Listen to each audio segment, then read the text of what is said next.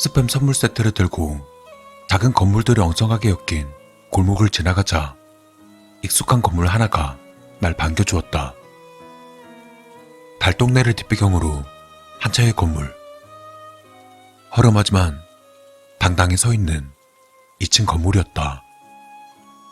2층은 인력사무소였고 1층은 내 목적지인 희망식당이었다. 가격, 저렴. 출입문에 커다랗게 쓰여있는 빨간 글씨가 간판 글자보다 더 눈에 띄어 이 가게의 정체성을 여실없이 보여주고 있었다. 고향에 돌아온 것 같아 마음이 묘해짐을 느끼며 힘차게 가게 문을 열고 안으로 들어갔다. 나 왔어요, 사장님. 가게 안에서 퀴퀴한 냄새가 났지만 전혀 불만이 없었다. 이것도 이 가게만의 세계를 할 수 있으니까. 인테리어를 알 것도 없는 잡동사니들의 낡은 테이블 대여섯 개뿐인 작은 식당 안엔 척 보기에도 허름한 차림의 사람들이 허겁지겁 식사하고 있었다. 일용직 노동자들, 달동네에 사는 기초생활보장 수급자들, 그리고 근처 고시촌의 장수생들. 자신들을 소개하지 않아도 상황을 알만한 사람들이었다. 아이고, 이게 누구야? 오랜만에 왔네. 우리 성공한 동생. 주방 안에서 사장님이 나오며 날 반겨주었다. 몇 년 전 공무원 시험 준비하며 힘겨운 고시원 생활을 할 때 이 식당과 사장님은 내게 없어서는 안 될 중요한 곳이었다. 굶지도 않고 쓰러지지 않게 버티도록 도와주셨기 때문에 감사한 마음을 담아 지금도 이렇게 가끔 찾아오곤 한다. 우리 사장님이 만들어준 비빔밥 생각이 나서 참을 수가 있어야지. 자, 이거 선물이에요. 이거 넣어서 고추장 계란 비빔밥 한 그릇 맛있게 해주세요. 스팸 선물 세트를 받아든 사장님은 잘 알아들었다는 듯 손을 휘둘렀다. 물을 떠서는 빈자리에 앉아 메뉴판을 바라보았다. 흰 종이에 손으로 써놓은 메뉴는 몇 년이 지나도 그대로였다. 다만 예전보다 때를 더 탔을 뿐. 간장 계란밥 2,000원, 고추장 계란밥 2,000원, 된장찌개 3,000원, 햄덮밥 3,000원, 잔치국수 3,000원. 그 밖에도 값싸고 먹음직스러운 메뉴들이 잔뜩 늘어져 있었다. 밥 한 끼 먹으려면 10,000원 따윈 우스운 요즘 시대를 역행하는 메뉴가 아닐 수 없었다. 사람이 말이야, 밥을 굶기 시작하면 머리가 새해져. 이성적인 생각을 못하니까 훔치고 뺏고 그러는 거야. 밥만 든든하게 잘 먹이면 멀쩡한 사람들이 그럴 일 없어. 오래전 들었던 사장님의 가게 운영 원칙이었다. 자세한 사연을 들을 순 없었지만 사장님은 소시적에 굶기 싫어서 나쁜 길로 빠져든 듯했다. 이후 정처 없이 뒷골목을 전전하다 결국 감옥까지 가게 되었고, 심성 자체는 착했던 사장님은 그곳에서 온갖 범죄자들을 보고는 자기 혐오에 빠져들었다고 한다. 때문에 속죄 겸 자신과 같은 사람이 더 생기지 않도록 바로 이곳에서 터무니없는 장사를 시작한 것이다. 그 덕에 이 식당은 냉장고도 조리시설도 마땅하지 않은 판잣집에 사는 사람들이나 끼니 때우기도 벅찬 노숙자들, 돈과 시간을 아껴야 하는 노동자와 고시생들로 채워졌다. 사장님 말대로 그들은 어긋나지 않고 열심히 살아갈 힘을 얻고 있었다. 그리고 많은 이들이 나처럼 여유가 생긴 뒤에도 간간히 찾아와서 예전을 추억하며 저렴한 식사를 즐기는 것이다. 소소한 메뉴긴 하지만 푸짐하고 또 묘하게 중독성이 있어 일부러 먹으러 찾아왔다는 그 말이 완전히 인사치레는 아니었다.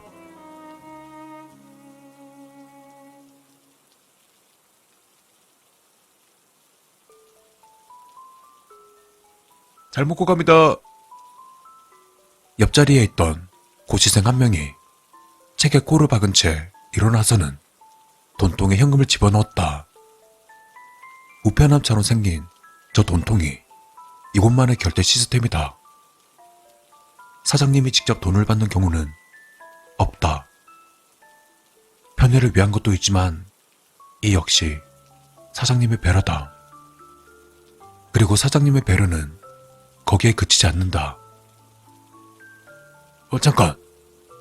이거 좀 챙겨가. 가져가서 간식으로 먹어. 사장님은 한쪽에 쌓아놓은 주먹밥 2개를 포일에 잘 싸서는 비닐에 담아 그의 손에 들려주었다.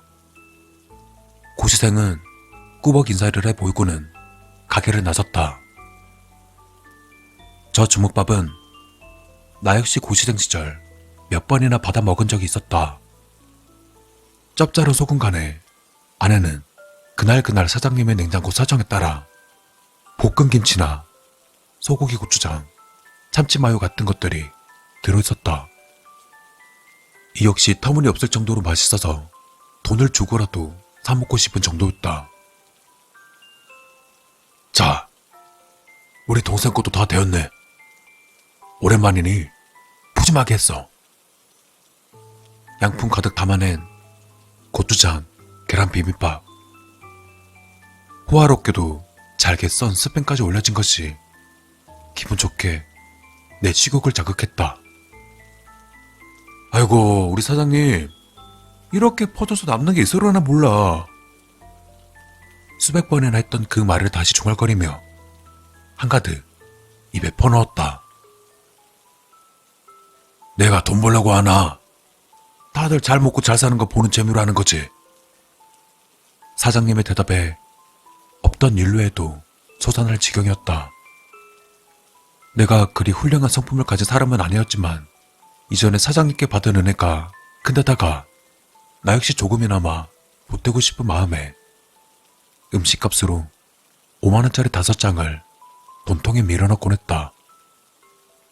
어쩌면 나 같은 사람들 덕에 이 식당이 운영되고 있는 건지도 몰랐다. 조금은 한가해졌는지 사장님은 주방에서 나와서 열심히 밥을 먹는 내게 말을 걸었다. 이런 구닥다리 식당 싸구려 밥 억지로 팔아줄 필요는 없는데 돈도 벌었을 테니 이런 거로 입맛 버리지 말고 좋은 거 먹어야지. 맛있다니까 자꾸 그러시네. 내가 비싼 것도 먹어보고 좋은 것도 먹어보고 했는데 아무리 생각해도 난 우리 사장님이 해준 밥이 제일 맛있더라고요. 나 늙어 죽을 때까지는 식당해요. 알았죠? 계속 먹으러 올 테니까. 거짓 하나 없는 말로 사장님을 칭찬해주자 사장님도 싫진 않은지 기분 좋게 웃어 보였다.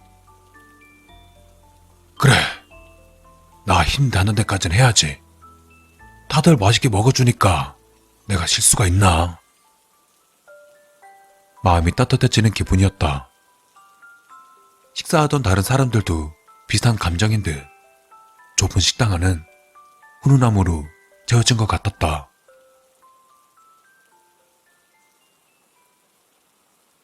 하지만 다음 순간 따뜻함을 순식간에 차갑게 얼려버리는 거친 고함이 들려왔다.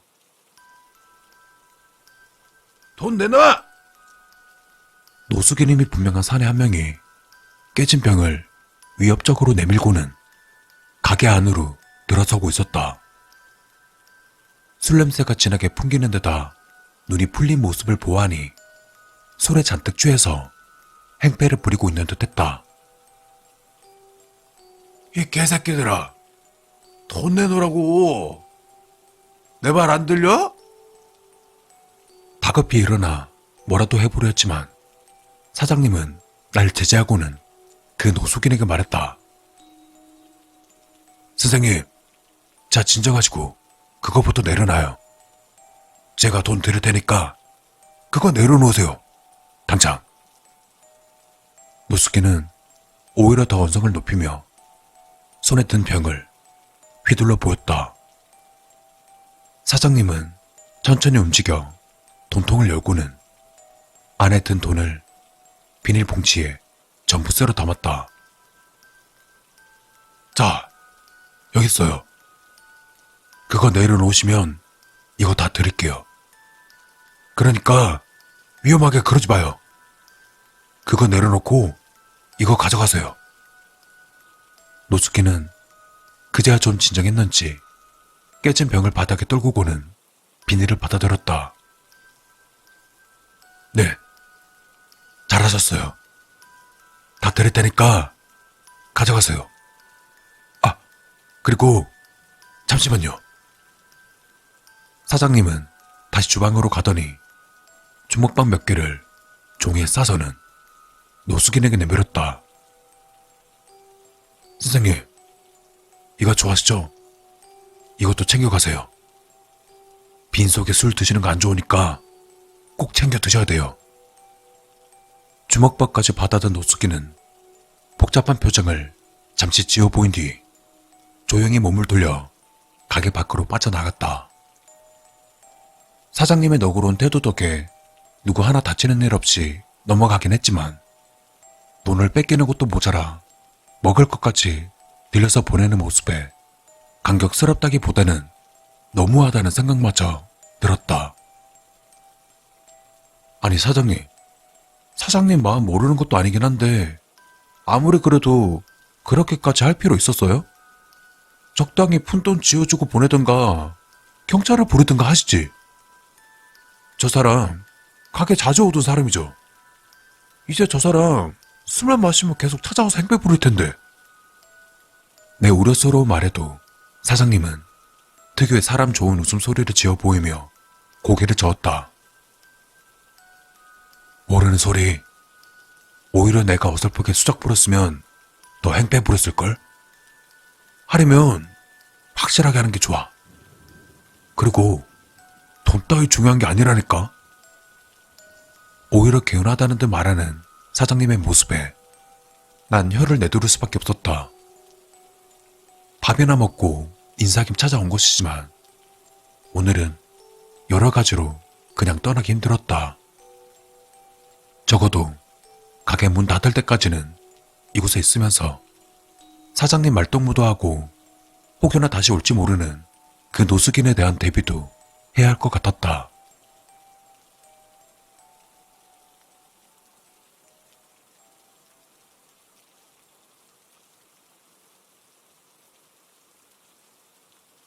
마지막 손님까지 가게에서 나가자 나도 모르게 안도의 한숨을 쉬었다.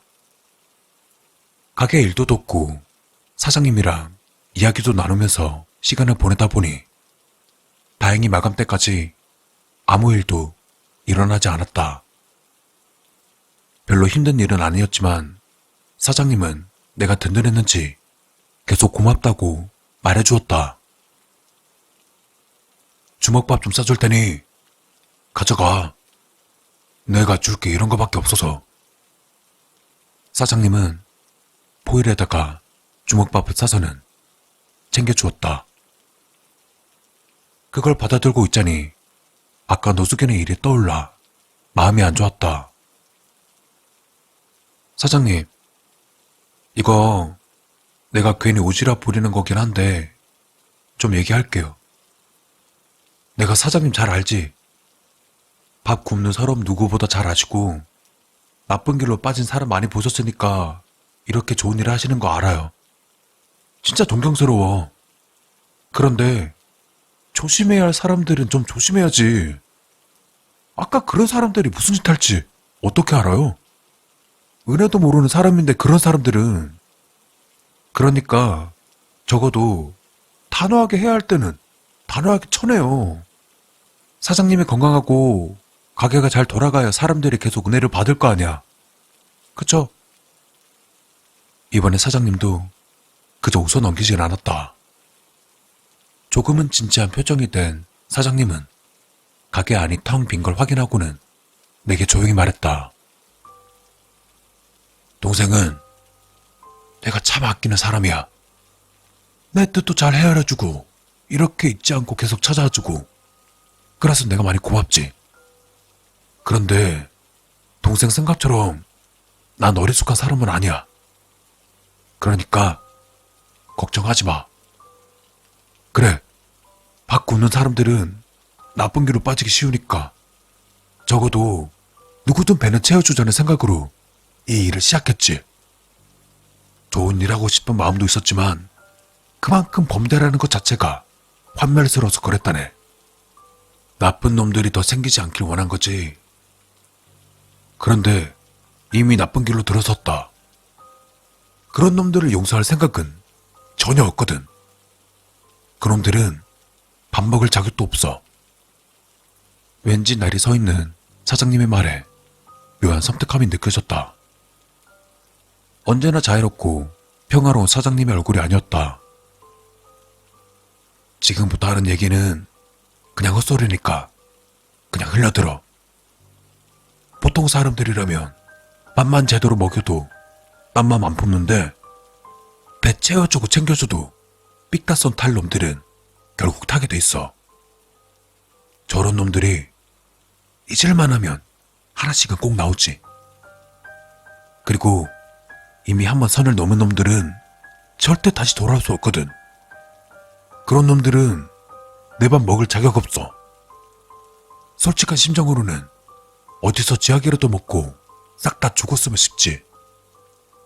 사장님은 이야기를 이어가며 주먹밥 포장지 한 켠에 놓인 쥐약을 슬쩍 들어서 내게 보여주었다. 뒤통수를 크게 한 대 맞은 느낌이었다. 그러고 보니 사장님은 늘 주먹밥을 알루미늄 포일에 싸서 포장해 주었다. 하지만 노숙인에게 준 주먹밥의 포장은 종이였다. 종이에 미리 쥐약을 뿌려놓고 섞이지 않도록 따로 놓아두었다가 이런 일이 있을 때 자연스레 종이에 주먹밥을 포장해 건네주었다면? 사장님은 이어서 말했다. 여긴 희망식당이야. 없는 이들이 희망을 잃지 않게 해주고 또 식당 자체가 희망이 되기도 하지. 하지만 말이야, 사람이 될 희망조차 없는 녀석들을 걸러내는 곳이기도 하지. 이곳에서 버려진 녀석들은 사회에 있을 자격, 아니 목구멍으로 뭔가를 쳐놓을 자격도 없거든. 난 멍하니 서서 사장님의 얼굴을 바라보았다. 사장님의 맑은 눈이 오늘따라 광기가 어려있는 것처럼 보였다. 헛소리는 여기까지. 내가 한 말은 그냥 잊어버리라고. 그래야 할 거야. 만에 하나 내가 없으면 여기 있는 사람 중 절반은 죽거나 범죄자가 될 테니까. 동생도 잘 알잖아. 한참을 혼란스러워했지만 여기선 말을 아끼는 게 맞을 것 같았다. 오늘 감사했습니다. 돌아가 볼게요. 사장님은 웃으며 날 배웅해 주었다. 그래, 종종 놀러와. 언제까지고 나 계속 장사할 테니까.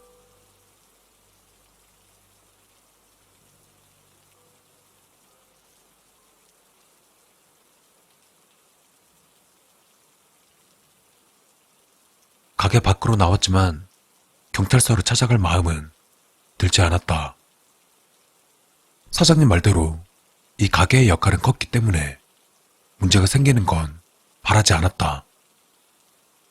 그것이 내게 죄책감을 주는지 가슴 한켠이 따끔거리고 있었지만 내가 어떻게 대처하고 어떻게 행동해야 할지는 갈피를 잡을 수 없었다. 우선은 한동안 고민해보며 생각을 정리해야 할 것 같았다. 물론 어떤 결론을 내건 사장님을 고발하는 결과는 아닌 것이 분명했다. 난 한숨을 쉬고는 손에 들려있는 주먹밥 봉지를 바라보았다.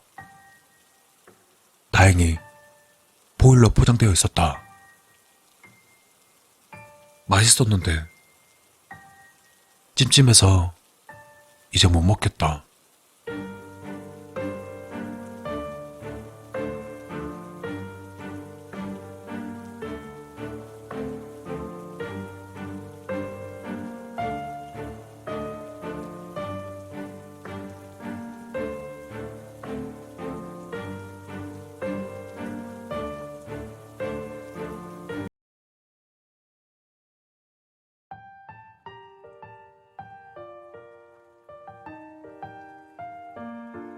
그녀를 미워할 수가 없었습니다. 사랑하기 때문이죠. 그녀에게 버림받고 난 뒤 밥은커녕 물조차 입에 댈 수가 없었습니다. 그만큼 사랑했으니까요. 흔히 사람들이 말합니다. 세상에 여자가 반이다. 하지만 정말 사랑을 줄 수 있고 받을 수 있는 여자는 몇 명이나 될까요? 이 여자가 꽃뱀일지 아닐지 아니면 정신이장자 혹은 살인마일지 어떻게 할까요? 당신들은 정말 이 세상의 반이 여자라서 기회가 많다고 생각하십니까? 그렇게 생각하신다고요? 저와는 생각이 다르네요. 전 오직 그녀만이 제 사랑이라고 생각합니다.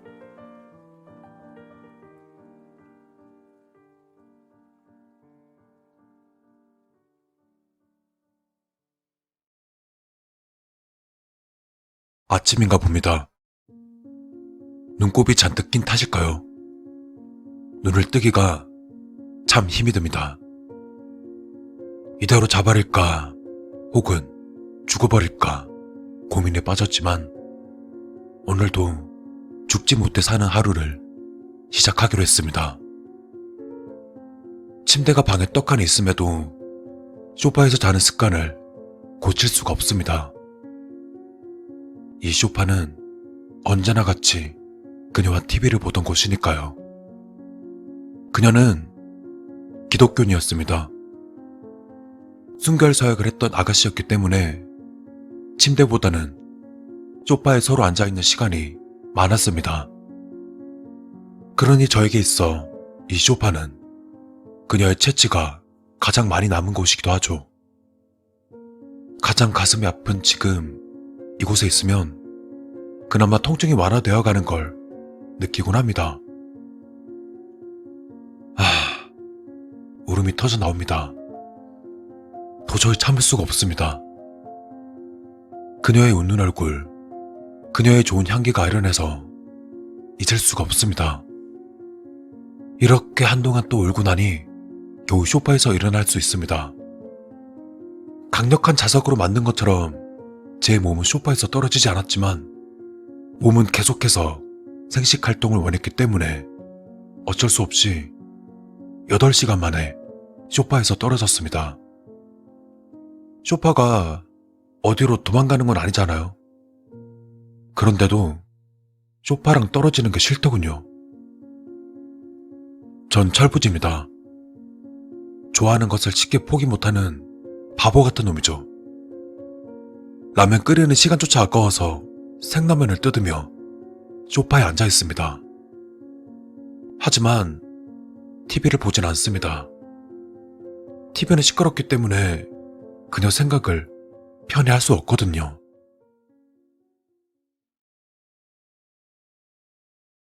그녀는 대학교에서 처음 만났습니다. 그녀는 대학교에서 유명한 아이였습니다. 일명 마녀라고 불렸었는데 막상 얼굴을 보니 괜히 별명이 마녀가 아니더라고요. 마녀가 나쁜 별명이라 생각할 수 있지만 그녀의 얼굴을 보면 생각이 바뀔 겁니다. 인간답지 않은 아름다움? 그래서 별명이 마녀라고 생각됩니다. 인간관계가 좋지 않던 저에게 있어 그녀의 환한 미소와 웃음소리는 제 목숨과도 같은 것들이었습니다. 처음에는 보는 것만으로도 좋아서 하루 종일 침대에서 뒹굴 정도였지만 사람의 욕심이 끝이 없다고 하죠. 끝없는 고백 끝에 전 그녀와 사귀게 되었습니다. 아마 그날이 제 인생의 가장 큰 행복이 아니었나 싶습니다.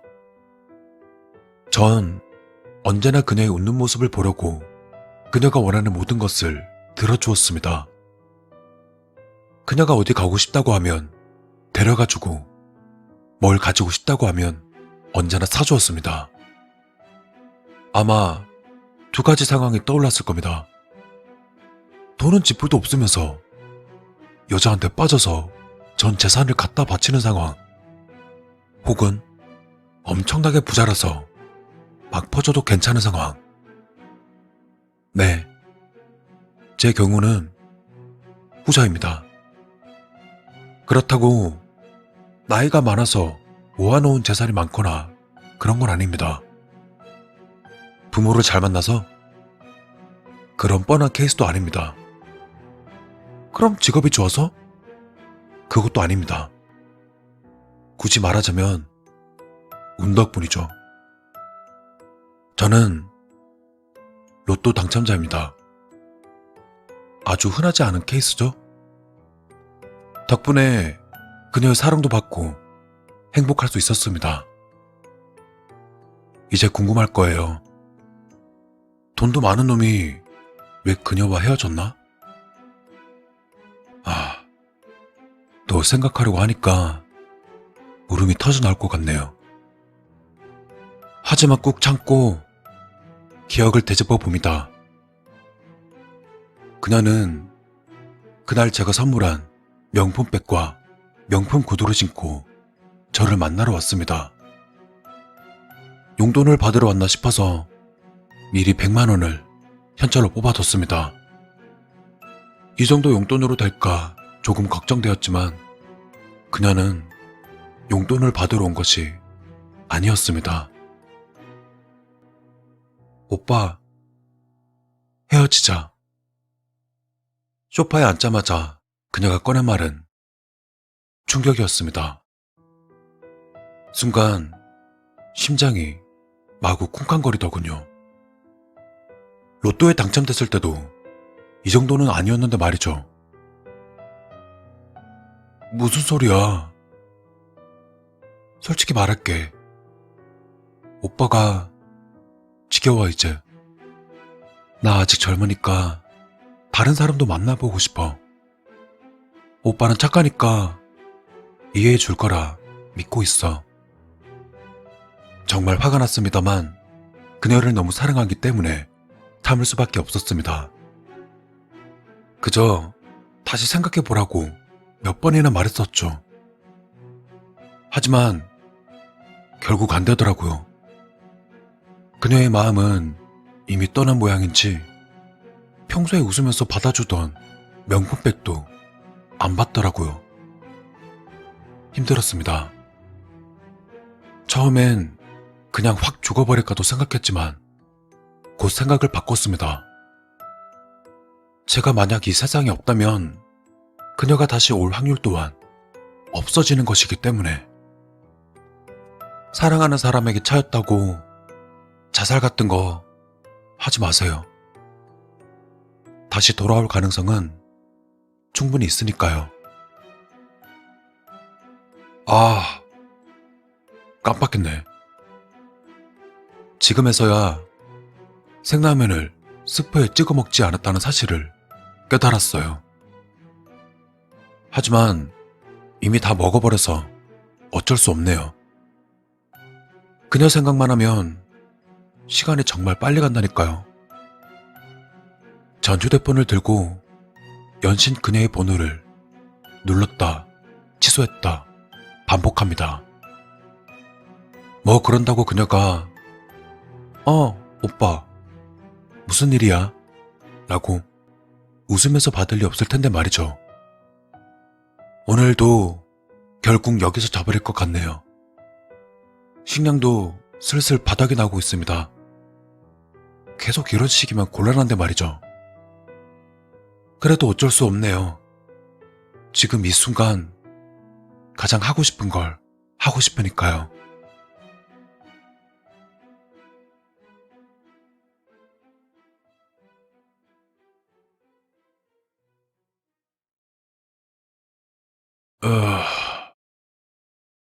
오늘은 몸이 아프군요. 이불을 가지러 가는 시간조차 아까워서 그냥 자버린 것이 화근인 것 같아요. 온몸이 으슬으슬한 게 감기인가 봐요. 감기라고 하니까 또 그녀가 생각나네요. 그녀는 몸이 약해서 감기에 자주 걸리곤 했답니다. 저와의 약속이 생긴 날이면 자주 감기가 걸렸으니까요. 그럴 때면 언제나 죽을 사서 그녀의 집을 찾아갔지만 매번 바람을 맞았어요. 너무 아파서 문조차 못 여는 것 같았습니다. 그만큼 그녀는 약하답니다. 아플수록 병원에 가야 하지만 전 병원을 안 믿습니다. 해외에서는 감기가 걸려도 약을 전혀 먹지 않는다고 하는데 국내에서는 감기 한 번 걸리면 암이라도 걸린 것만큼 약을 해주니까요. 그런 안 좋은 약을 그녀에게 먹일 수 없습니다. 그래서 매번 그녀가 집에서 감기와 싸울 때면 언제나 조용히 기다려줄 뿐이었습니다. 오늘은 결국 밥이라도 먹기로 했습니다. 더 이상 몸 관리를 안 하다가는 만약 그녀가 부르는 날에 제대로 못 나갈 테니까요. 이렇게 보여도 저 요리 실력은 좋습니다. 그녀가 매번 밖에 나가서 돈 쓰는 거 아깝다고 집에서 먹자고 하기 때문이죠. 정말 착한 여자라니까요. 그럴 때면 언제나 맛있는 거 먹여주고 싶어서 요리 공부를 했었죠. 이제는 웬만한 맛집보다 자신 있습니다. 그만큼 노력을 한 결과입니다. 뭐 이제는 전혀 필요 없는 기술입니다. 먹어줄 사람이 없으니까요.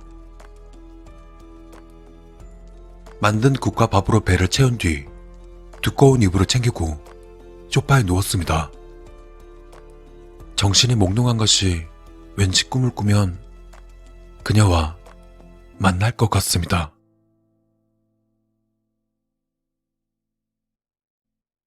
오늘은 심장마비로 죽을 뻔했습니다. 왜냐하면 그녀가 먼저 전화를 하였기 때문이죠. 평생 못 받을 것 같던 그녀의 목소리에 그만 울음을 터뜨리고 말았습니다. 휴대폰 액정에 뜨는 그녀의 이름을 보고는 꿈이라고 착각했었죠. 오빠, 오늘 볼 수 있을까? 그녀의 말은 아주 짧고 간결했습니다. 하지만 전 알 수 있죠. 그녀는 슬픔을 꾹 참고 있다는 걸 말이죠. 그녀의 전화가 올지도 모른다는 생각에 감기 관리를 철저하게 했는데 정말 도움이 되었습니다. 오늘은 정말 기대되는 날입니다.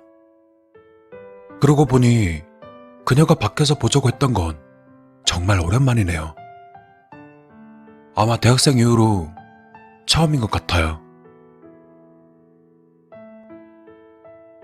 그녀가 문자로 날려준 카페로 왔습니다.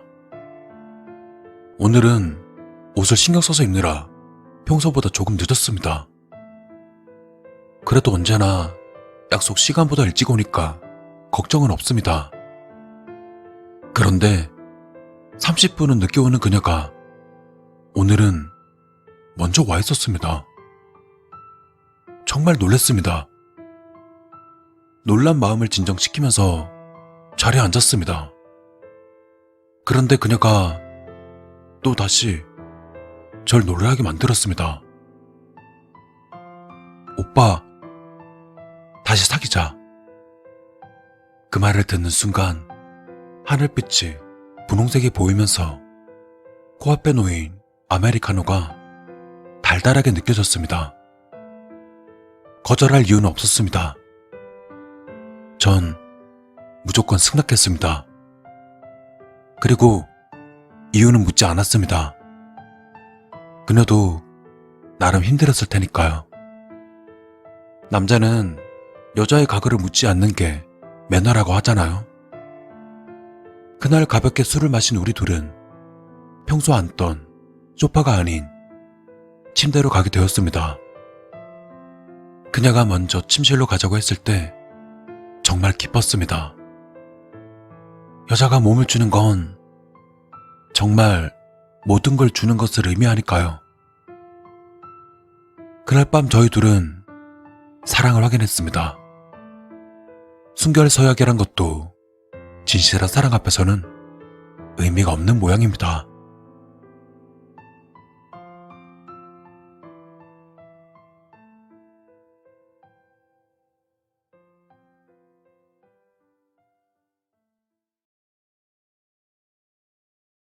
평소 그녀의 생리 주기를 깨고 있는데도 요 근래 그녀가 생리를 하지 않습니다.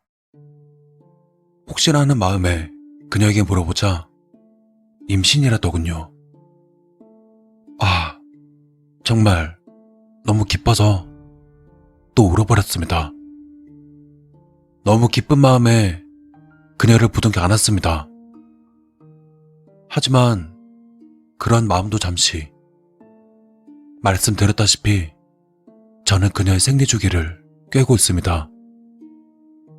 그걸 바꿔 말하자면 배란개까지 알고 있다는 말인데요. 그날 처음 그녀와 맺어진 날은 배란 일이 아니었습니다.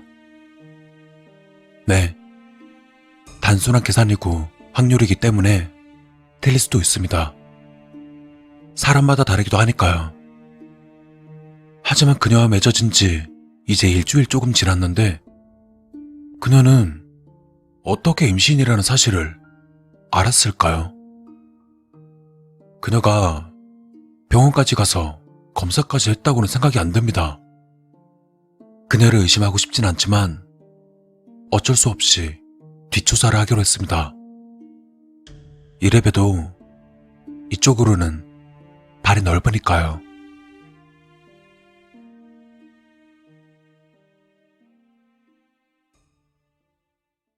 오늘은 아는 형을 만나러 왔습니다. 고등학생 때 만난 형인데 이쪽으로는 발도 넓고 능력도 있어서 정말 믿을 만한 사람입니다. 형, 저예요. 문에 달린 작은 벨이 저의 존재를 알렸습니다. 그 직후 낯선 목소리가 저를 반겼습니다. 잘못 찾아왔나 싶어 안으로 더 들어가 보자 다행히 그 형은 있었습니다. 형님, 저 부탁할 일이 좀 있어서요. 무슨 일? 곧바로 무슨 일이냐고 물어옵니다. 정말 좋은 형이죠. 사실 얘기를 더 나누고 싶지만 그녀에 대한 생각으로 가득 찬 저에게는 그러한 여유는 무리였습니다. 한 여자가 있는데요. 그 사람 몇 달 전에 뒷조사를 부탁드리려고요. 한 사람? 좋아. 나한테 맡겨. 정말 착한 형입니다. 정확히는 3달 전부터요. 그 사이에 누굴 만났고 어디 갔는지 확실히 찾아주시고요. 그리고 혹시 그녀가 남자를 만났다면 그 남자도 조사해주세요. 물론 돈은 확실히 드리겠습니다. 저는 공과 사가 확실한 사람입니다. 그러니 이런 일에 돈을 투자하는 걸 아끼면 정말 쫌생이가 되는 겁니다. 거기다 금전적인 여유가 있기도 하고요. 지금? 돈도 주게? 저한테 돈 받기 미안한 모양인지 형은 말을 더듬네요. 학창시절엔 상당히 당찬 선배였는데 이제 확실히 돈에 휘둘리는 사회인이 된 모양입니다. 조금 슬픕니다. 아, 지금은 돈을 안 가져와서요. 조금 있다가 계좌로 싸드릴게요. 그때 갑자기 옆에 있던 직원이 큰 소리로 말했습니다. 덕분에 살짝 놀랐습니다. 어이, 여기가 무슨 봉사센터야? 무조건 의뢰는 송금 있어야지.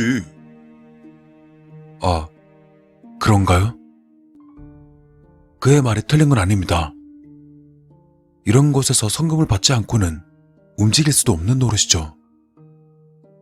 제 실책입니다. 아니야. 나중에 줘도 돼. 선배는 직원의 뒤통수를 후려갈기면서 말했습니다. 역시 선배는 통도 큰 것 같습니다. 공과 사는 확실히 한다고 말해놓고 이런 꼴을 보이니 조금 민망하네요. 그렇게 선배에게 조사를 맡긴 뒤 집으로 돌아왔습니다. 그녀가 임신을 했다고 했으니 일단 몸조리를 해야겠죠? 평소 그녀가 즐겨 먹던 과일과 죽을 싸들고 갑니다. 발걸음이 너무 가볍습니다. 한 여자의 남편이 된다는 건 이런 걸까요? 콧노래가 멈추질 않네요. 제 아이가 아니더라도 상관없습니다. 입양도 하는 세상이니까요. 전 그녀만 있으면 됩니다.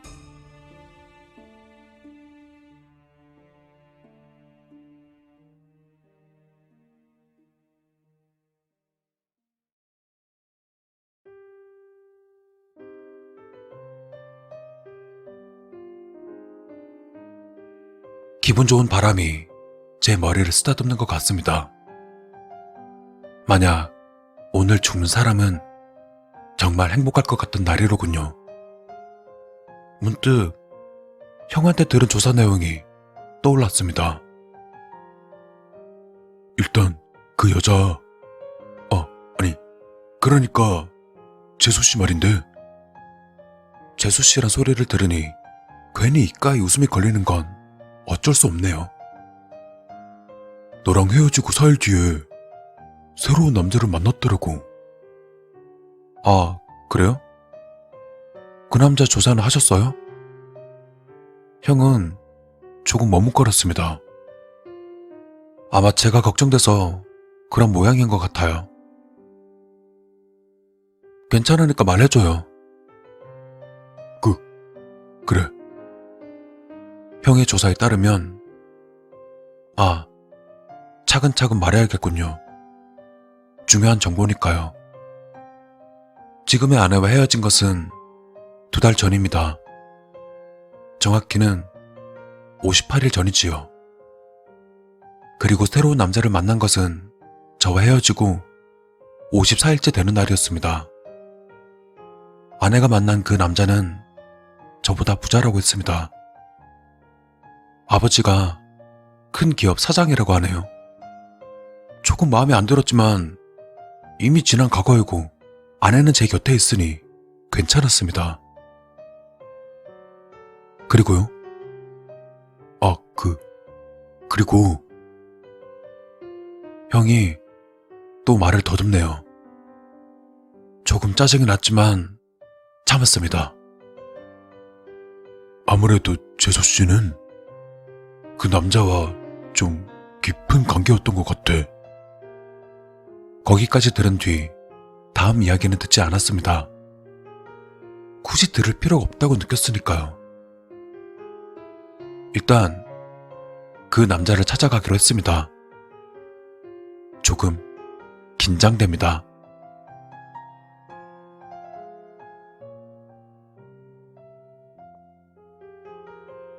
룸서비스입니다.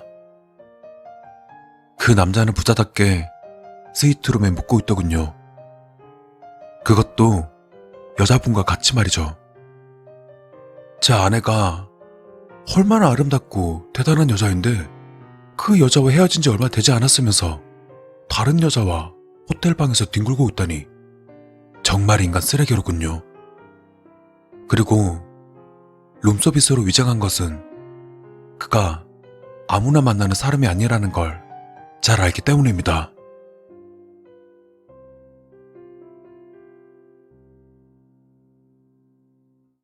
룸서비스 시켰어?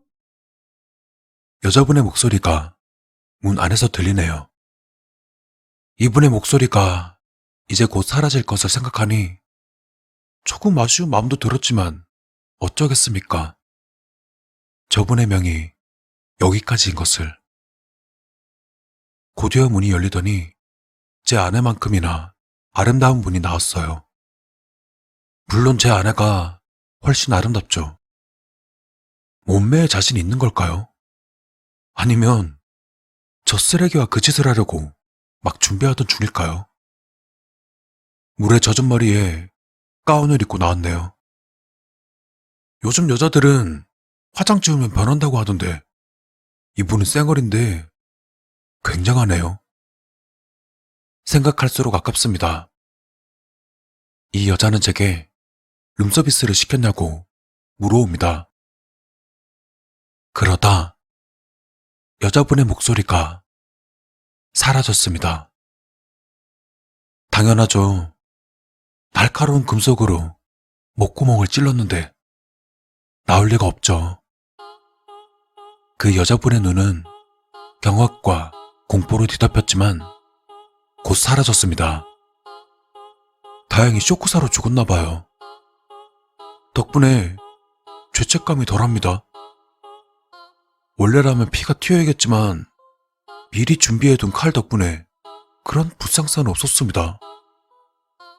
칼에 큰 수건으로도 곧 찌르게 되면 피가 수건에 튀기 때문에 한 방울도 오지 않죠.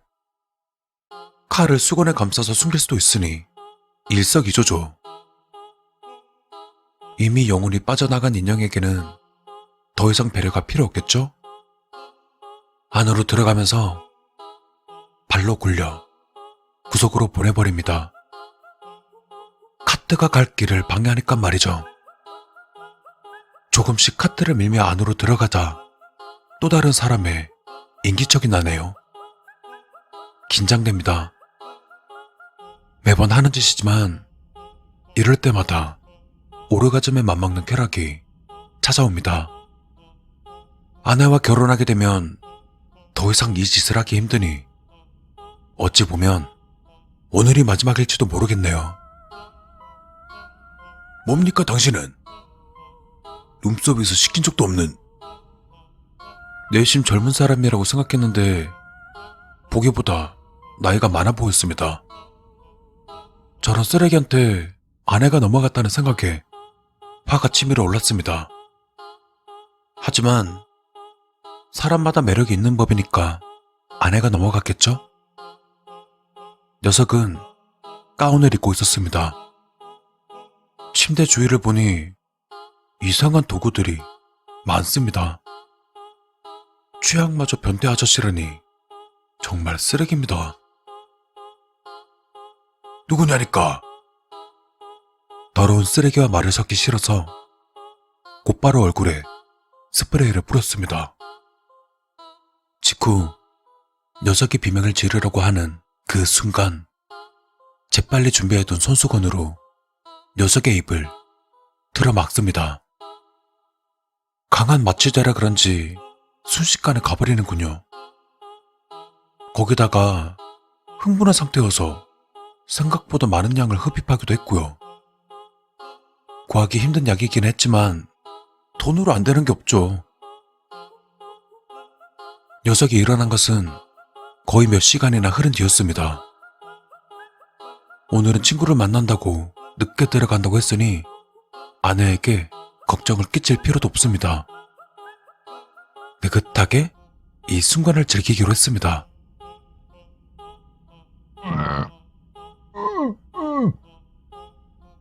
단단히 묶어둔 덕분에 녀석의 움직임은 막아둘 수 있었습니다. 많이 묶을 필요도 없습니다. 또 다리는 간단히 묶을 수 없어 가느다란 밧줄을 이용했습니다. 조용히 하세요. 안 그러면 죽습니다.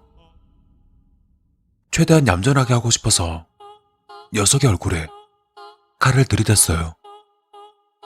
그러자 녀석의 눈알이 빠질 것처럼 커지네요. 아, 그러고 보니 칼 끝에 여자의 피가 묻어있네요. 놀랄만도 하죠. 그래도 비명을 지르지 않는 걸로 봐서는 생각이란 건 있는 녀석인가 봅니다. 가까이에서 녀석을 보니까 진짜 더 역겨웠습니다. 쭈글쭈글한 주름에 분화구만큼이나 큰 모공까지. 이런 남자가 뭐가 좋다는 건지 모르겠습니다. 그래도 죽음 앞에서는 모두 동등하죠. 제가 하는 말에 예, 아니요, 이렇게 두 가지로만 대답하시면 되거든요. 고개 까딱거리면 되니까 쉽죠? 그러자 녀석은 고개를 끄덕였습니다. 좋아요. 녀석의 공포에 질린 얼굴을 바라보며 천천히 주머니에서 아내의 사진을 꺼냈습니다. 대학생 시절의 모습을 보여주면 아마 모를 수도 있기 때문에 몰래 찍은 최근 아내의 사진을 보여줬습니다. 그러자 녀석의 얼굴이 조금 미묘하게 바뀌었습니다. 무슨 의미일까요? 혹시 기억이 잘 안 납니까? 그러자 녀석은 솔직하게 고개를 끄덕였습니다. 이런. 들고 있던 칼로 녀석의 허벅지를. 녀석은 미친 듯이 발버둥치는군요. 하지만 이런 걸로는 제대로 된 공포를 줄 수 없습니다. 몇 번의 경험으로 알고 있죠.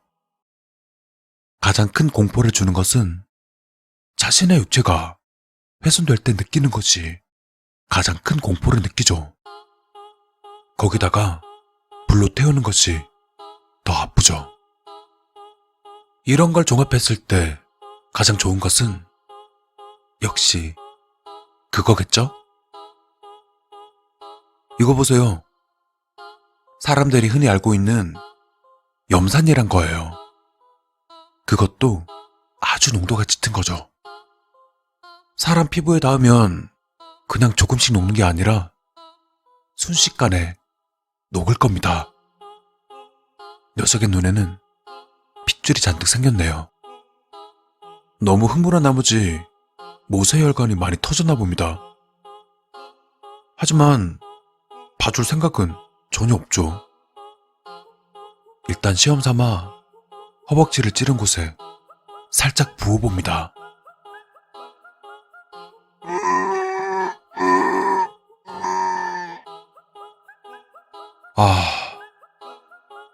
짜릿합니다. 하마터면 사정할 뻔했네요. 야릇한 냄새가 녀석의 허벅지에서 올라옵니다. 이 냄새조차 황홀할 정도네요. 따로 봉지에 담아서 향수로 써버릴까요? 농도가 짙어서 그런 걸까요? 허벅지에서는 끊임없이 살이 익는 소리가 납니다. 그럴수록 녀석은 물 밖에 나온 물고기처럼 미친 듯이 발버둥치며 자신의 녹아가는 허벅지를 바라보며 끊임없이 소리 없는 아우성을 질러댑니다. 자, 다시 물어볼게요.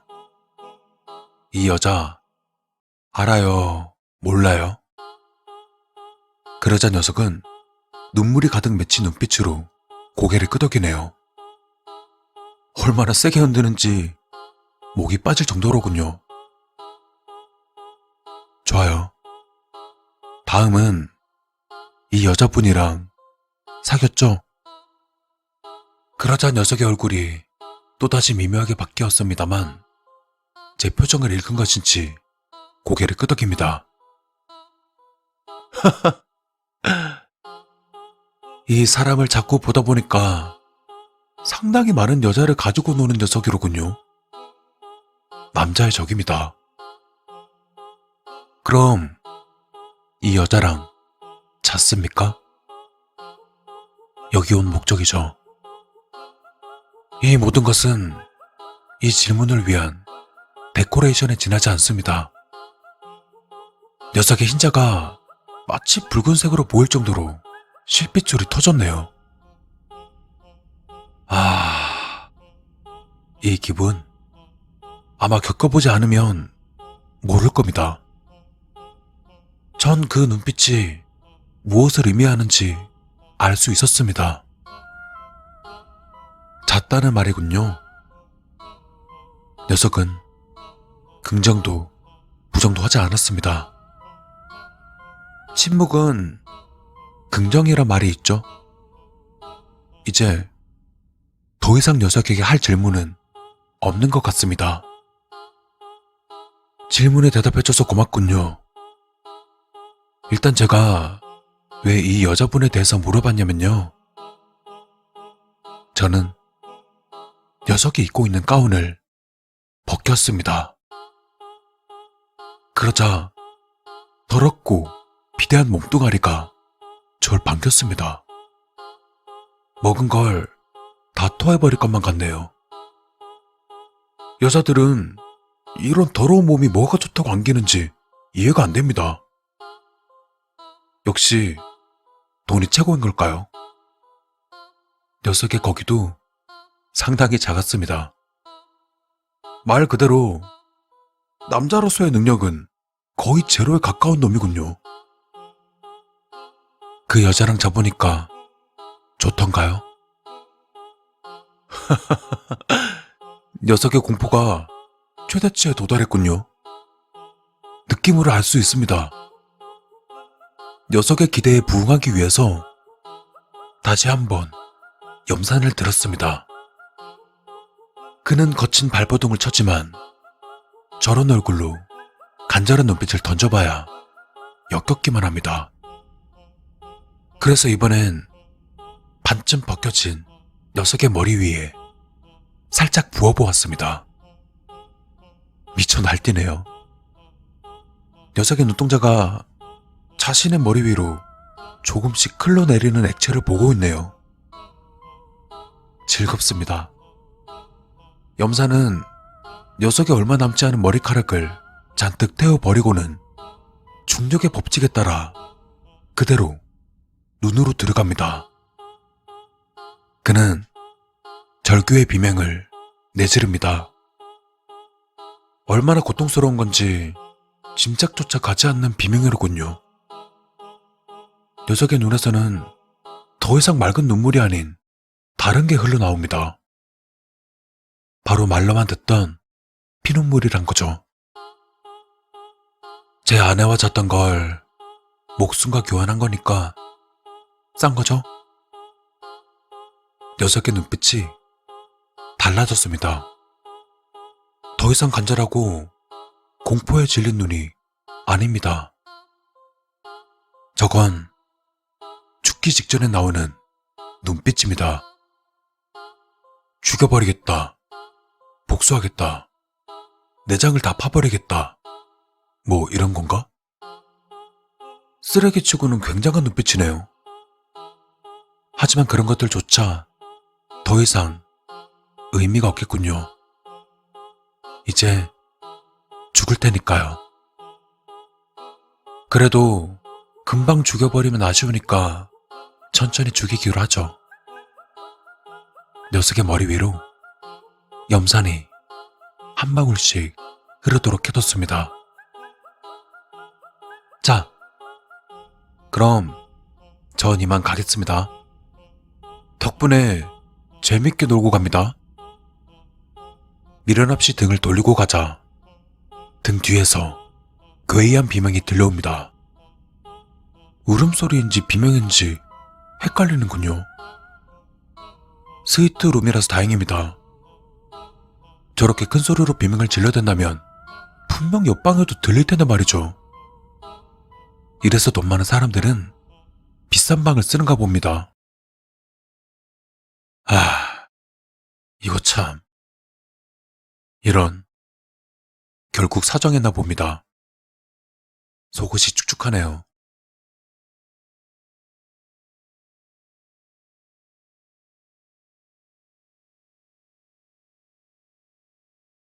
과거 연쇄 살인범으로 유명했던 염산 살인마가 또다시 등장해 시민들이 공포에 떨고 있습니다. 이번 역시 아무런 증거를 남기지 않았다는 점에서 상당한 진행범으로 보고 있습니다. 아무도 호텔에 들어가는 것을 보지 못했고 CCTV에도 잡히지 않는 걸로 봐서 내 부인의 소행으로도 보고 있으며. 네, 여보세요? 전에 제 부탁을 들어주셨던 형이네요. 거의 일주일 만에 전화네요. 무슨 일일까요? 이미 해결됐는데 말이죠. 재수 씨가 그놈이랑 헤어진 이유를 알아냈어.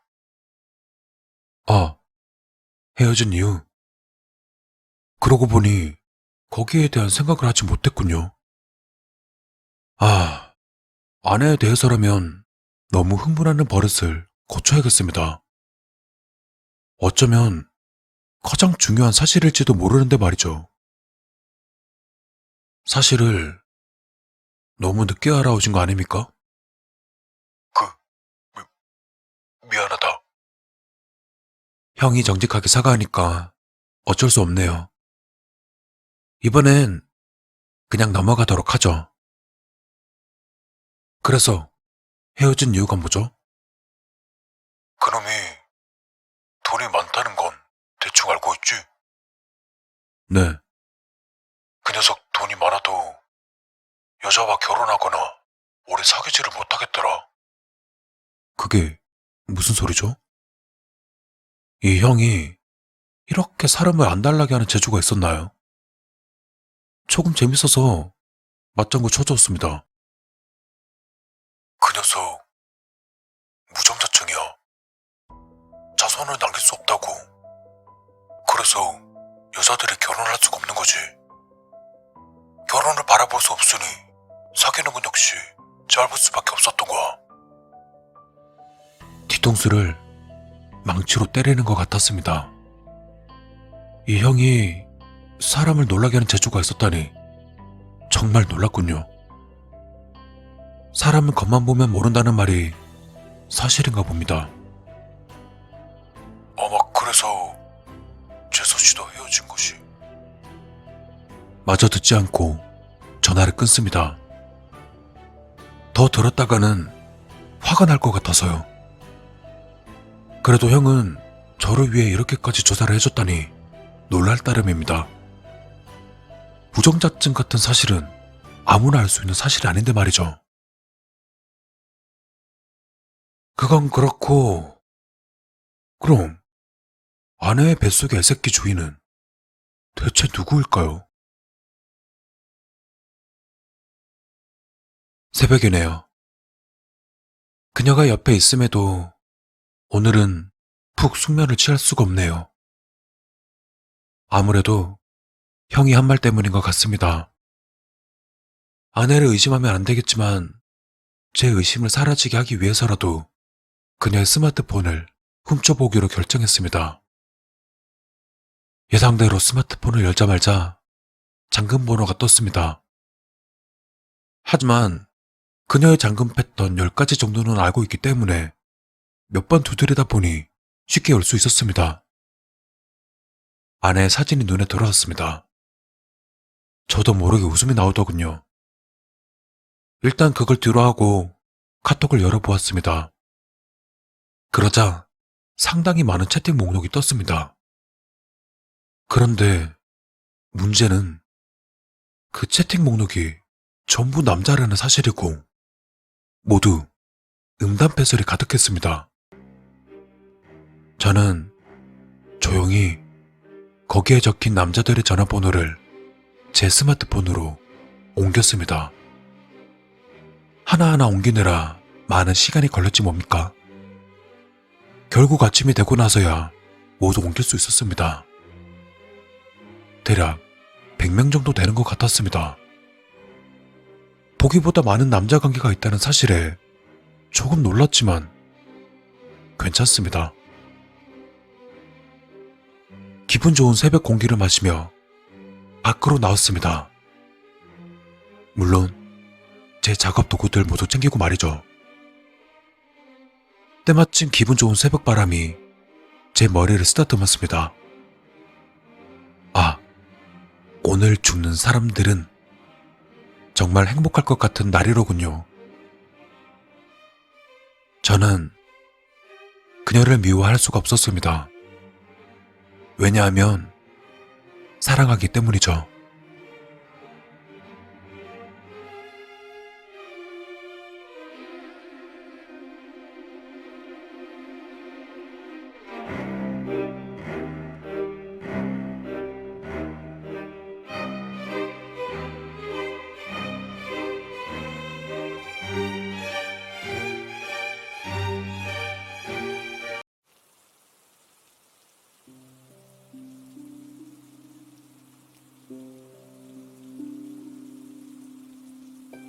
어려서부터 난 할머니 손에 키워졌다. 부모님께서 사고로 일찍 떠나시는 바람에 시골 할머니 집에 살게 된 것이다.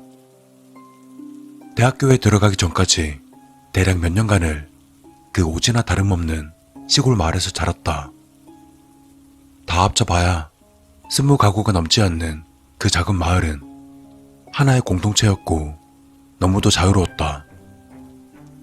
어른들이 일하러 가면 아이들은 나이가 제일 많은 형 누나들 통솔하에 제법 먼 거리에 있는 분교로 통학했고 학교가 끝나면 상가들을 누비며 놀았다.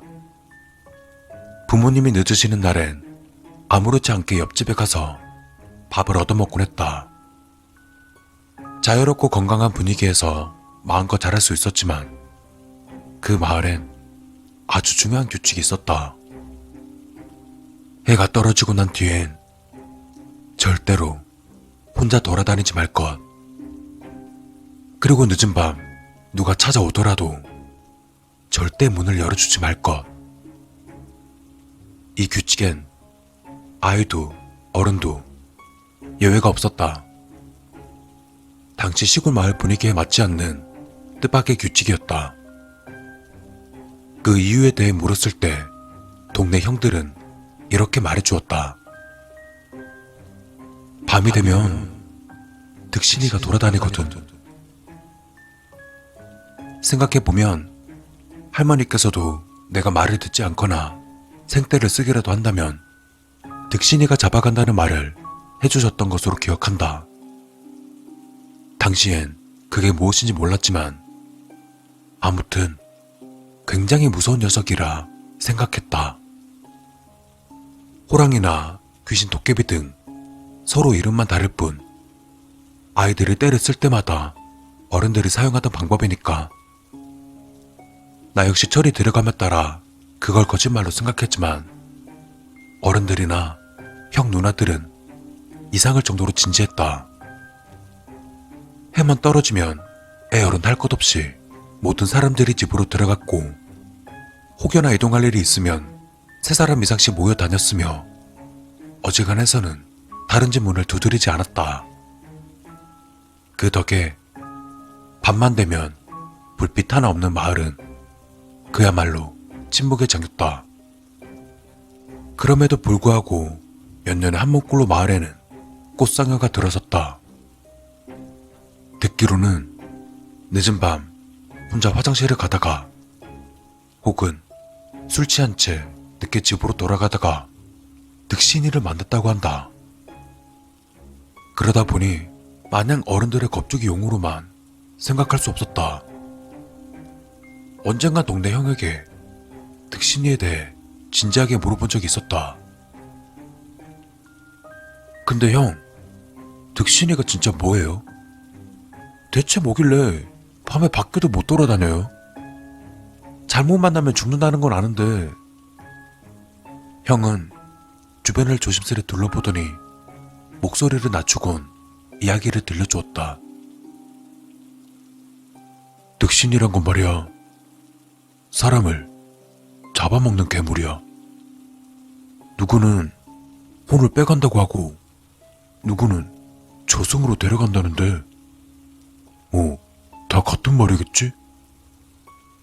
저 뒷산엔 오래전부터 득신이 한 마리가 살고 있어서 밤만 되면 마을로 내려와서 잡아먹을 사람을 찾는다는 거야. 득신이라는 게 사람을 홀려버리는 녀석이라 혼자 다니면 절대 안 되고 두 사람, 세 사람이 같이 다녀야 된대. 이거 괜히 장난하는 거 아니니까 너도 명심해. 우리 옆집 상철이 아저씨나 천장님 막내 아들 죽은 거 너도 알지? 시체가 갈갈이 찢겨서 살덩어리 몇 개만 남았다잖아. 그 외에도 몇 가지 정보를 들을 수 있었다. 득신이 같은 괴물은 초대받지 않는 한 집으로 들어오지 못하니 집 안은 안전하다는 것. 그리고 사람이 가장 원하는 무언가의 모습을 한 채 사람을 꿰어낸다는 것. 그러니 절대 유혹에 넘어가면 안 된다는 것. 나중에 한 사실이지만 고전 설화에 나오는 두옥신이 혹은 어둑신이의 한 종류가 아닐까 생각한다. 다만 누군가의 모습과 목소리로 꿰어내는 것은 창규나 장산봉과 비슷했다. 아무튼 나 역시 어른들과 형들의 말대로 마을의 규칙을 잘 지켰다.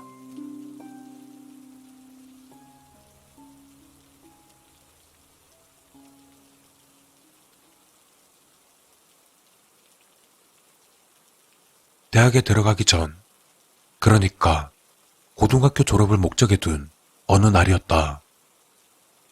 이제 얼마 뒤면 할머니를 떠나 대학 기숙사에 가야 한다는 생각에 싱숭생숭하던 시기였다. 독립해서 혼자 살면 좋게 하겠는데 할머니 혼자 적적하게 계실 거 생각하니 좀 그러네. 우리 할머니는 날 키워준 유일한 내 가족이었다. 그러니 당연히 더욱 각별할 수밖에 없었다. 복잡한 감정에 잠을 이루기 어려웠지만 대학에 가고 나중에 직장에 취직하더라도 자주 찾아뵐 거라 다짐하고는 늦게 잠이 들었다.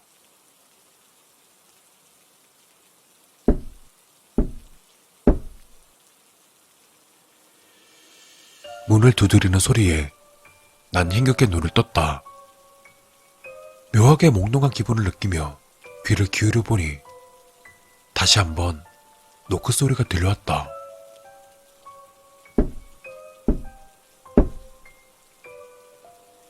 누구세요? 무심코 대답을 한 나는 번뜩 정신을 차렸다. 우리 마을에선 늦은 밤 다른 집에 찾아가거나 문을 두드리는 것은 금기였다. 그때 밖에서 목소리가 들려왔다. 기철아. 오싹함이 등줄기를 타고 올라왔다. 아는 목소리였다.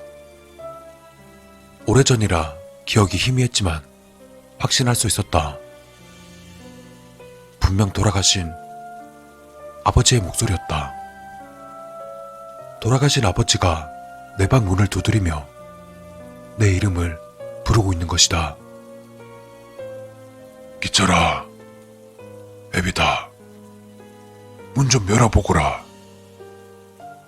정신을 차려야 했지만 그리운 목소리를 들은 순간 눈물이 맺혔고 머리는 자꾸 몽롱해졌다. 무심코 문을 열려는 것을 억지로 참았지만 감정이 소용돌이치는 건 막을 수 없었다.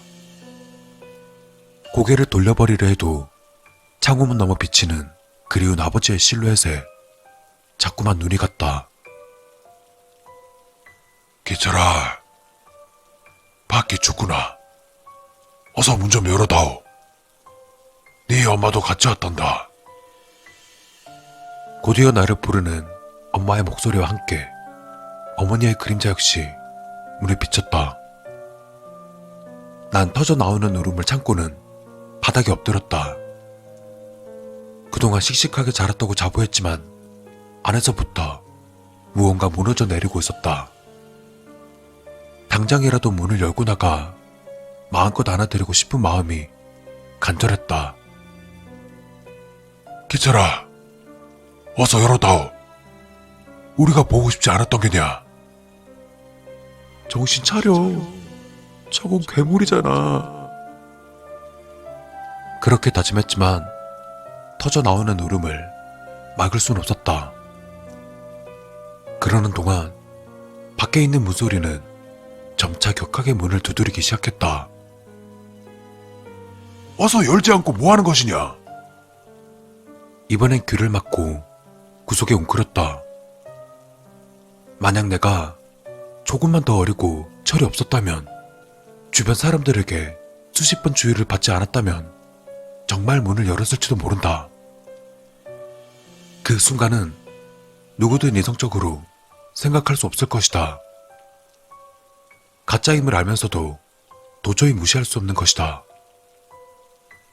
난 귀를 막은 채 이를 악물고는 소리를 무시하며 수없이 되뇌었다. 저건 가짜야. 저건 가짜라고. 저건 그냥 괴물이야. 어느덧 문은 부서질 듯 흔들려 대었고 목소리는 점차 이상해지더니 마치 여러 명이 동시에 말하는 것처럼 들려왔다. 문 열어! 문 열어! 또다시 공포심이 찾아왔다. 밖에 있는 무언가가 당장이라도 문을 부수고 방 안으로 들어올 것만 같은 기분이었다.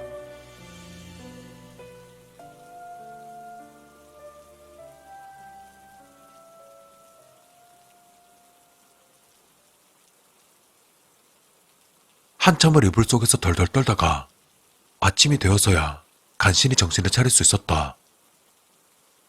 밤사이 흘린 땀으로 온몸이 푹 젖어 있었고 피로감과 긴장감 때문에 완전히 녹초가 되어서는 그대로 알아눕고 말았다. 득신이가 왔다 갔구만. 이장님은 누워있는 내게 말했지만 난 대답하지 않았다. 할머니께서 걱정스레 날 간호해주고 계셨으므로 괜한 걱정을 끼치고 싶지 않기도 했지만 우습게도 막상 지나고 나니 공포심이 물러가고는 그리움이 찾아왔다. 어제 본 부모님의 그림자, 그리고 목소리. 가짜일 뿐이라고 지워버리려 했지만 시간이 지날수록 이상한 생각이 들었다. 그때 만약 문을 열었으면 부모님의 모습을 볼 수 있었을까? 자꾸 터져나오는 나쁜 생각을 애써 무시한 채 눈을 감았다. 혹여나 꿈에서라도 나타날까 하는 헛된 상상을 하면서 말이다. 그 이후로 득신이가 다시 찾아오는 일은 없었다.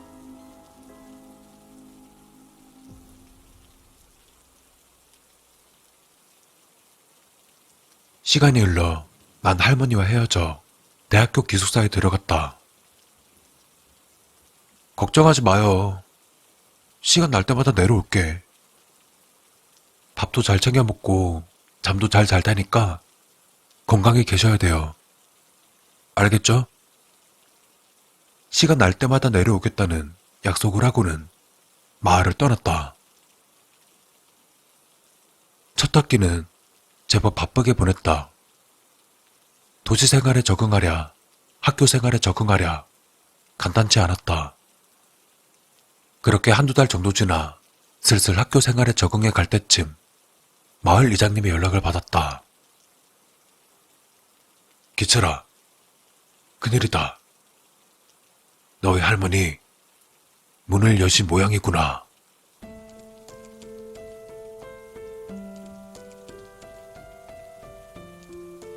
고향집에 차려진 할머니 영정 사진 앞에 쓰러져 오열하는 내게 이장님께서 말씀하셨다.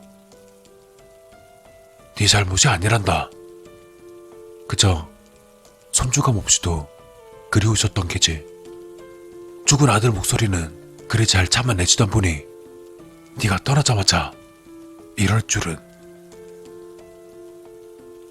난 나 자신을 용서할 수 없었다.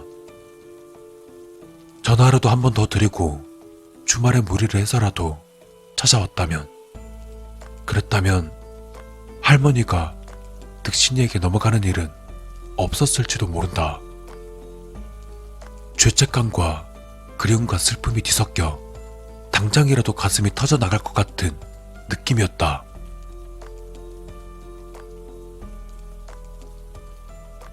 장례를 치르고 할머니의 유품을 정리하는 동안에도 뒤틀리는 감정 때문에 잠을 이룰 수 없었다. 며칠을 인형처럼 멍한 상태로 보냈다. 시간이 지나 어느 정도 마음이 정리된 나는 대학을 포기하고 다시 마을로 돌아왔다. 이곳에서 집을 지키며 마을 일을 하면서 평생을 보내기로 한 것이다. 하지만 아직도 나쁜 마음을 버리지는 못하고 있다. 만약 나중에라도 늦은 밤 방문을 두드리는 노크 소리가 들린다면 난 유혹에 넘어가지 않을 수 있을까? 그것이 부모님일지 할머니일지는 모르지만 행여나 가짜일지라도 꼭 만나고 싶었다. 만나서 부모님께 사랑한다고 말하고 할머니의 손과 얼굴을 쓰다듬으며 죄송하다고 말하고 싶다. 비록 내가 죽게 되더라도 말이다. 때문에 오늘까지도 혹여 그것이 내 방으로 찾아오지 않을까 하는 막연한 기대감과 불안감을 가진 채 잠자리에 들곤 한다.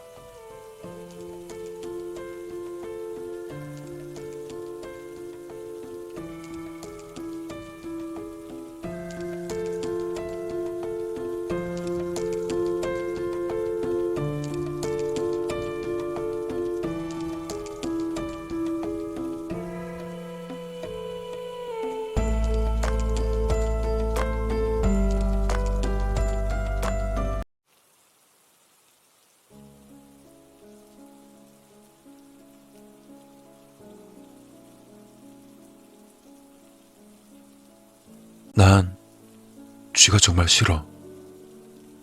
다 큰 남자가 뭘 그런 걸 무서워하냐겠지만 쥐 공포증이라고 이야기해도 될 정도로 난 쥐가 싫어. 난 얼마 전까지 그래도 싫어하는 집 때문에 밤잠을 설친 일이 있었지. 지금부터 얘기할 테니까 잘 들어봐. 대학에 합격하고 내가 잡은 자취방은 집세가 싼 낡은 주택이었어. 학생보다는 혼자 사는 아저씨나 형편이 어려운 사람들이 많이 사는 곳이긴 한데 집을 떠나 자유를 느낄 수 있으니 그것만 해도 충분히 행복하지. 매일같이 술 먹고 늦게 들어가서 잠만 자고 나오곤 했어. 그런데 밤늦게 집에 들어가 자려고 누우면 항상 신경 거슬리는 소리가 들리는 거야. 쥐가 뭔가 갉아먹는 듯한 소리? 내가 원래 좀 예민한 편이라 작은 소리에도 잠을 잘 못 자거든. 게다가 내가 그렇게도 싫어하는 쥐새끼 소리. 그게 계속되니까 엄청 스트레스 받더라. 근데 문제는 아무리 귀를 막고 자려 해도 쥐가 있을 거란 생각에 불안해서 도저히 잘 수도 없는 거야. 한동안 계속 수면 부족에 시달렸지. 그러다 얼마 뒤에 등골이 오싹해지는 걸 발견했어. 벽 한쪽에 작게 뚫려있는 구멍. 분명 쥐새끼가 뚫어놓은 구멍일 거야. 자려고 누우면 계속 들려왔던 그 소리는 쥐가 이쪽으로 들어오려고 구멍을 뚫던 소리인 거지. 그 길로 난 곧바로 뛰쳐나가서 식빵이랑 쥐약을 사왔어. 그리곤 식빵에 쥐약을 섞어 뭉친 다음에 구멍에 쑤셔박고는 구멍을 막아버렸어. 근데 아직 뭔가 좀 부족한 것 같아. 난 떨칠 수 없는 그 불안감에 나무판을 두 겹으로 못질해서 단단히 막아버렸어. 그제서야 숨통이 좀 트이더라. 정말 다행인 게 그 이후로 갉아먹는 소리는 더 이상 안 나더라. 쥐약을 퍼붓다시피 섞었으니 한 방에 픽 가버렸겠지. 오래된 일도 아니고 불과 이틀 전에 있었던 일이야. 난 그날 뒤부터 발 뻗고 잘 수 있었지.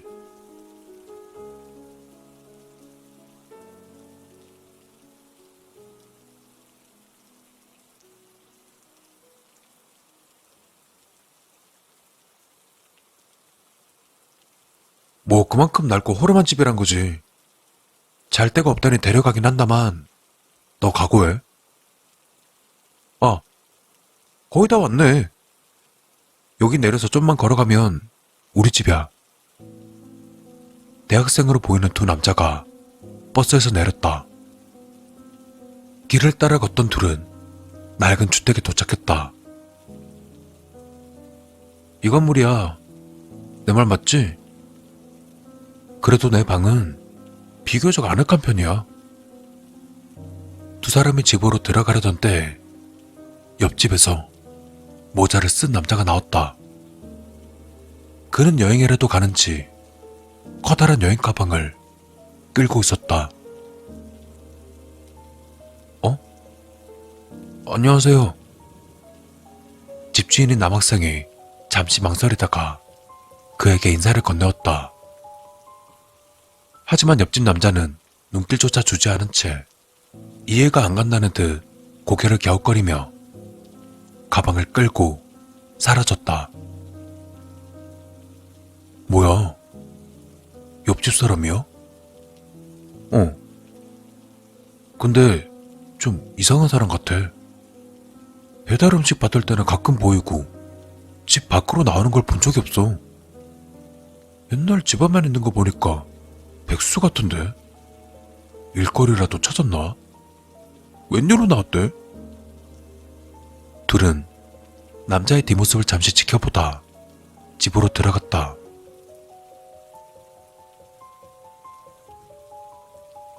원래 정리는 잘 하는 편이라 깨끗하긴 한데 그래도 예의상? 청소는 좀 해야겠네. 먼저 씻고 와. 바닥에나 한번 쓸게. 친구를 욕실로 몰아넣은 남학생은 대충 바닥을 쓸어내기 시작했다. 그러던 중 막아놓았던 구멍 근처 구석에서 무언가를 발견한다. 작게 접은 종이 조각. 구석에 떨어져 있어 그간 발견하지 못했던 것 같다.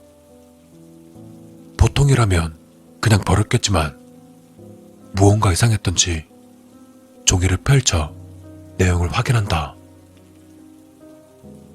살려주세요. 옆집에 갇혀 있어요. 남자가 음식조차 잘 주지 않고 절 학대하고 있어요. 큰 소리를 냈다간 남자가 알아챌 거예요. 제발 도와주세요. 남학생은 믿을 수 없다는 표정으로 단단히 막아놓은 구멍을 바라보았다. 며칠 전 쥐약을 섞은 식빵을 구멍에 쑤셔 넣은 기억, 그리고 이해가 되지 않는다는 표정으로 커다란 가방을 끌고 가던 옆집 남자. 그때 욕실에서 다른 학생이 나왔다. 뭐해? 뭔 일 있어? 아니야. 일은 무슨. 청소. 청소하고 있었어. 그는 대답하면서 슬쩍 쪽지를 숨겼다. 근데 생각보다는 집이 깔끔하네. 쥐는 없을 것 같은데. 친구의 말에 남학생은 고개를 희미하게 끄덕였다. 그리고 쪽지를 몰래 쓰레기통에 버리며 생각했다. 친구의 말이 맞다. 이 건물에 처음부터 쥐는 없었다.